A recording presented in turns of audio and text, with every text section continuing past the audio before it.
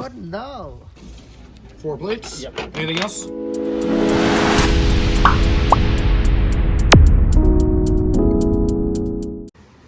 ഇന്ന് രാവിലെ തന്നെ നമുക്ക് അപ്പം ഫിഷ് മോളിയും ആണേ. ഫിഷ് മോളിക്കുള്ള ഫിഷ് ഇങ്ങനെ ഫ്രൈ ആയിക്കൊണ്ടിരിക്കുന്നുണ്ട്. അമ്മേനോട് ചോദിച്ചു നോക്കാം ഇതിൻ്റെ അകത്ത് എന്തൊക്കെയാണ് ആഡ് ചെയ്തിരിക്കുന്നത്. അമ്മ മീൻ പൊരിക്കുമ്പോൾ ഇതിൻ്റെ അകത്ത് എന്തൊക്കെയാണ് ആഡ് ചെയ്ത്? വെളുത്തുള്ളിയും ഇഞ്ചിയും പച്ചമുളകും കരുവേപ്പിലയും കൂടി നല്ലോണം മിക്സിയിൽ പേസ്റ്റ് ആയിട്ട് അരയ്ക്കുക. എന്നതിന് ശേഷം ഫിഷിൽ തേച്ച് പിടിപ്പിച്ചിട്ട് 1 മണിക്കൂർ പിടിപ്പിക്കാൻ മതി.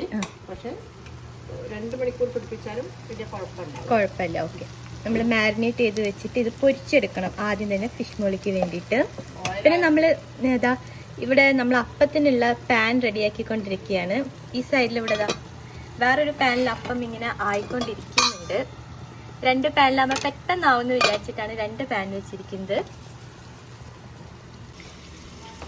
അപ്പം മീൻ ഇത്ര ഫ്രൈ ആയാൽ മതിയോ? കുറച്ച് ഷാലോ ഫ്രൈ അല്ലേ. പിന്നെ ഇതിൻ്റെ അകത്ത് എന്തൊക്കെയാണ്? നമ്മുടെ ഫിഷ് മോളിക്കുള്ളതല്ലേ? ഇതിൻ്റെ അകത്ത് എന്തൊക്കെയുള്ളത്? ഉള്ളി, പച്ചമുളക്, കറിവേപ്പില, ഇഞ്ചി, വെളുത്തുള്ളി അല്ലേ? ഇതെല്ലാം കൂടെ ഒന്ന് വഴറ്റണം. അമ്മ അടുത്ത അപ്പച്ചുടുന്നുണ്ട്. അപ്പച്ചുടുന്ന വീഡിയോ എടുക്കട്ടെ. ക്ലോസ് ചെയ്ത് കാണിക്കണം.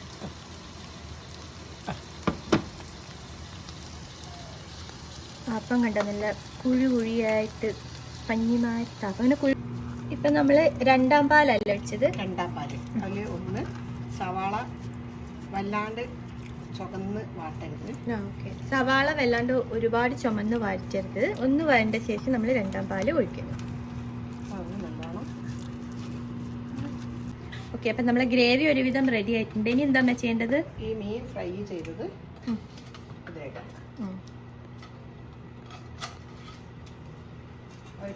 ഒന്ന് ഗ്രേവിയിൽ നന്നായിട്ടൊന്ന് മിക്സ് ആവണ വരേക്കും ഇതാക്കുക. ഇവിടെ നമ്മൾ 1ാം പാൽ എടുത്ത് വെച്ചിട്ടുണ്ട്. നല്ല കട്ടി തേങ്ങാപ്പാൽ. ഇതിൻ്റെ അകത്തൊരു 5-6 കുരുമുളക് ഇട്ടിട്ടുണ്ട് അല്ലേ? ഒരു 5 അണ്ടിപ്പരിപ്പും ഒരു തേങ്ങയും കൂടി കൂട്ടിയിട്ട് അരച്ച് വെച്ചിട്ടുണ്ട്. ടേസ്റ്റ് കൂടാ. അത് വേണമെന്നുണ്ടെങ്കിൽ ഇട്ടാൽ മതി. ഓക്കെ. വേണമെന്നുണ്ടെങ്കിൽ കുറച്ച് അണ്ടിപ്പരിപ്പും തേങ്ങയും കൂടി അരച്ചിട്ട് ചേർക്കാം. ഞങ്ങളിവിടെ ചേർക്കാനായിട്ട് റെഡിയാക്കി വെച്ചിട്ടുണ്ട്. ഇതെന്താണ്? മീൻ പൊടിച്ചിടുകയാണോ? ഒരു ചെറിയ പീസ് എടുത്തിട്ട് പൊടിച്ചിടുക. അത് ഗ്രേവിക്ക് ടേസ്റ്റ് കൂടാനാണ്. ഗ്രേവിക്ക് ടേസ്റ്റ് കൂടാൻ വേണ്ടിയിട്ട് മീനൊന്ന് പൊടിച്ചിടുക അല്ലേ?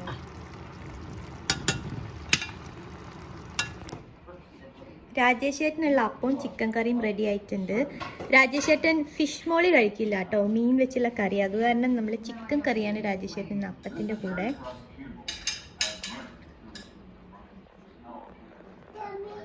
ഇനി നമ്മൾ 1ാം പാൽ ഒഴിക്കുകയാണ്. 1ാം പാലിൻ്റെ അകത്ത് കുറച്ച് കറിവേപ്പിലയും മല്ലിച്ചപ്പും ഒക്കെ ഇട്ട് വെച്ചിട്ടുണ്ട്. 1ാം പാൽ തക്കാളി റൗണ്ടിൽ മുറിച്ചിട്ട്. ഓക്കെ. തക്കാളി വേവണ്ട അല്ലേ? തക്കാളി ലാസ്റ്റ് റൗണ്ടിൽ മുറിച്ചിട്ട് ഇട്ടാൽ മതി. പാലിടുമ്പോൾ ഇടുക, പിന്നെ ഓഫ് ചെയ്യാം. ഓക്കെ. 1ാം പാൽ ഇട്ട ശേഷം അധികം തിളയ്ക്കാൻ പാടില്ല, കാരണം പിടിച്ചു പോകാതാണ്. ഓക്കെ. നമ്മളെ യമ്മി ആയിട്ടുള്ള ഫിഷ് മോളി റെഡി ആയിട്ടുണ്ട്. ഇത് അപ്പത്തിൻ്റെയും ബ്രെഡിൻ്റെയും ഒക്കെ കൂടെ നല്ല കോമ്പിനേഷൻ കേട്ടോ. ജീവയ്ക്ക് നമ്മള് കോസ്കോന്ന് വാങ്ങിച്ച ഇതാണ് ജാക്കറ്റും. ഇത് സ്നോയിലിടുന്നതല്ലേ രാജേട്ടാ? Snow pan. നമുക്ക് ഇവിടെ സ്നോ വന്നിട്ടുണ്ട് പുറത്ത്. അപ്പൊ സ്റ്റീവ കളിക്കാൻ റെഡി ആയിട്ട് ഡ്രസ്സൊക്കെ ഇട്ടോണ്ടിരിക്കുകയാണ്. നല്ല കളറല്ലേ ഇത്? ഇവളിട്ടതാണ്, ഇതന്നെ വേണം പറഞ്ഞിട്ട്. കറക്റ്റ് ആയിട്ടുണ്ട് ജീവ.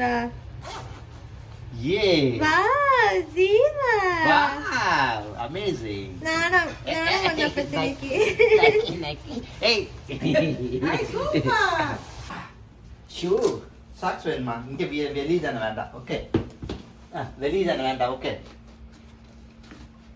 രാവിലത്തെ സ്നോയില് കളിക്കാൻ വേണ്ടിട്ട് റെഡി ആയിക്കൊണ്ടിരിക്കുക കേട്ടോ സീവ.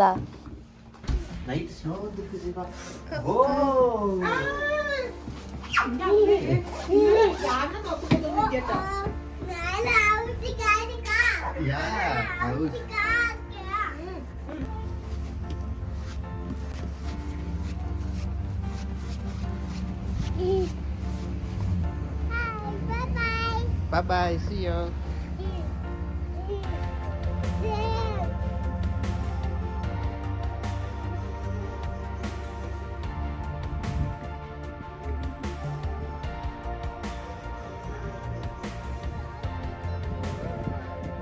ഇത് ഗാർബേജ് വീണ് പോയി.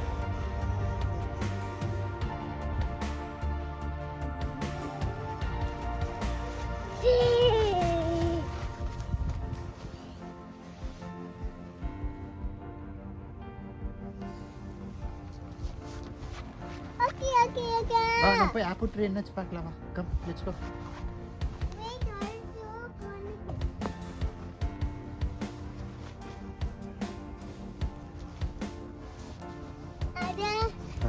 Oh no.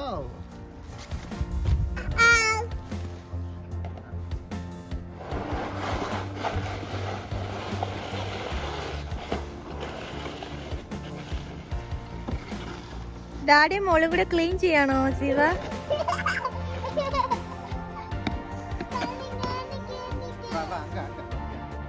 ഞാടപ്പോ അതെ ഡാഡ പോണ ഇപ്പോ.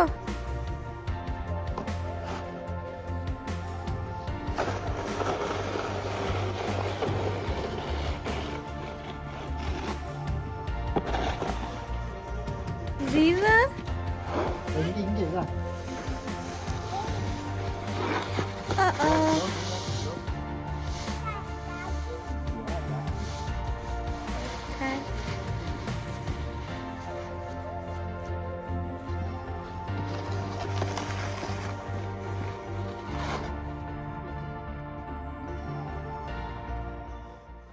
ഇപ്പൊ ഏകദേശം ലഞ്ചിനുള്ള ടൈമൊക്കെ ആയി. ഇത് രാജേഷേട്ടനായിട്ടുള്ള ഫിഷ് ആട്ടോ ഫ്രൈ ചെയ്തുകൊണ്ടിരിക്കുന്നത്. എനിക്കും അമ്മയ്ക്കും നല്ല നാടൻ മുളകിട്ട മീൻ കറിയുണ്ട്.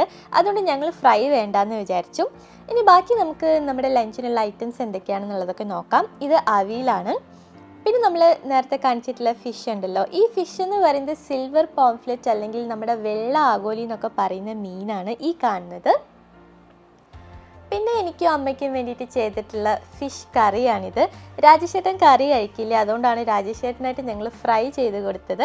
സെയിം മീൻ തന്നെയാണ് കേട്ടോ, നമ്മളെ നേരത്തെ കാണിച്ച ഫ്രൈ ചെയ്ത മീൻ തന്നെയാണ്. പിന്നെ ഇത് ഉലുവ ചീരയുടെ ഉപ്പേരിയാണ്. അമ്മയ്ക്ക് ഷുഗർ ഉണ്ട്, അതൊരു മെയിൻ റീസൺ ആട്ടോ ഈ ഒരു ഉപ്പേരി വെക്കാനായിട്ട്. പിന്നെ ഞങ്ങൾക്കും കഴിക്കാമെന്ന് വിചാരിച്ചു. പിന്നെ ഇത് മത്തനും പയറും അല്ലെങ്കിൽ എലിശ്ശേരി എന്നൊക്കെ പറയും.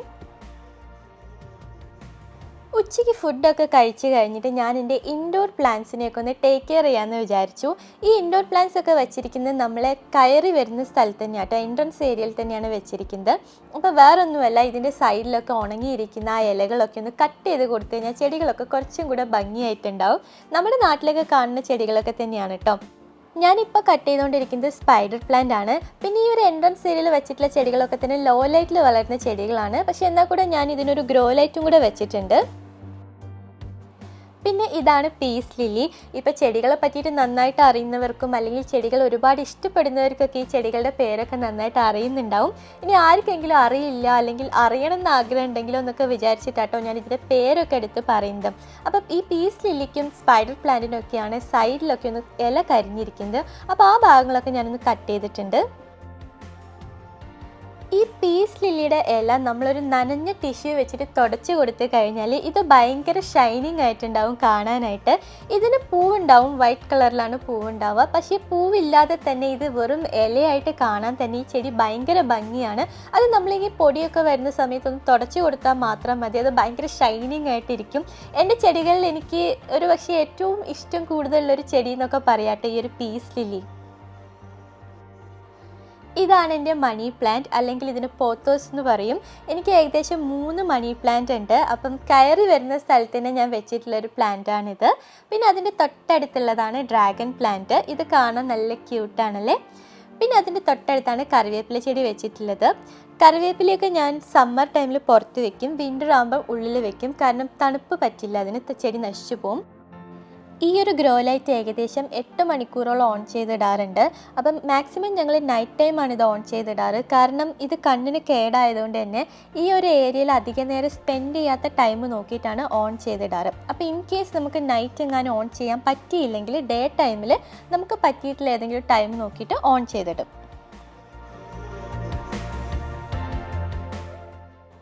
ഇന്ന് ഡിന്നർ ഞങ്ങൾ പുറത്തുനിന്ന് കഴിക്കാമെന്ന് വിചാരിച്ചു. അബീസ് പിസ്സ, ഇവിടുത്തെ പിസ്സ ഭയങ്കര പോപ്പുലറാണ് കേട്ടോ. അപ്പം ഇവിടെ നിന്ന് പിസ്സ കഴിക്കാമെന്ന് വിചാരിച്ചു.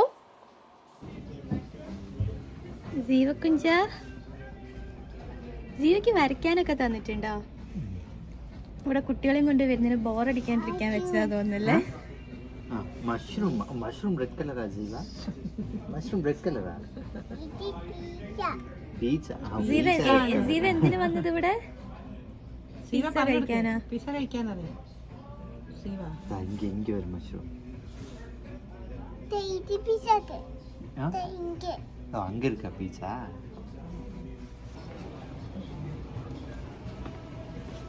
இங்க இருக்கு black color. ഇതിന്റെ അകത്ത് നമുക്ക് ഇഷ്ടമുള്ളത് എടുക്കാം.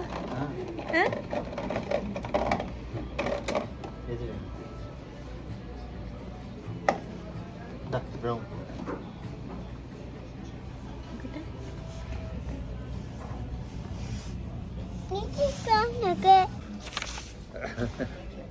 There's that. 4 plates. Yep. Anything else? Yeah, maybe I'll take a glass of water. ചൂടോട് കൂടിയിട്ടുള്ള പിസ്സ റെഡി ആയിട്ടുണ്ട്. ഇത് റോസ്റ്റഡ് ഗാർലിക് ചിക്കൻ പിസ്സയാണ്. ഇവിടെ വന്നു കഴിഞ്ഞാൽ ഒന്നെങ്കിൽ ഈ പിസ്സ അല്ലെങ്കിൽ ബാർബിക്യൂ പിസ്സയാണ് ഞങ്ങൾ സാധാരണയായിട്ട് ഓർഡർ ചെയ്യാറുള്ളത്. ജീവയ്ക്കൊരു പീസ് ഇല്ല, ബാക്കി ഉണ്ടെങ്കിൽ കൊണ്ടുപോയിട്ട് പിന്നെ ചൂടാക്കി കഴിച്ചാൽ നന്നായിട്ടുണ്ടാവും. കൈ കൊണ്ട് എടുത്തോ. അതാ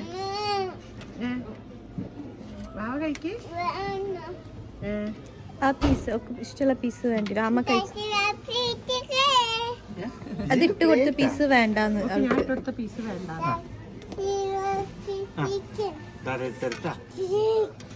എങ്ങനെയുണ്ട് നോക്കി പറയുന്നേ.